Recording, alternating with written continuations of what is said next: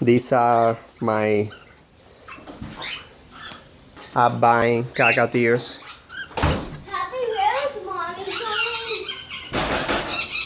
She went out, Bobby. She will come back soon.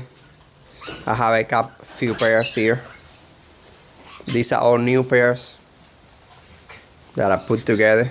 This one I'm working on. This one here, I'm working on it. This one are pairs that are already put together.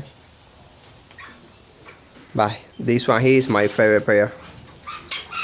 And I saw him doing it yesterday, so hopefully soon she's gonna start laying eggs.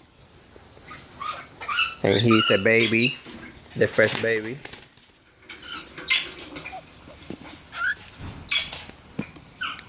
That's the first baby for that pair. They have 3 eggs, 2 fetos, and 1 clear, and only that one hatch. Alright guys, I'll keep you posted with that. That's the male trying to get the female going.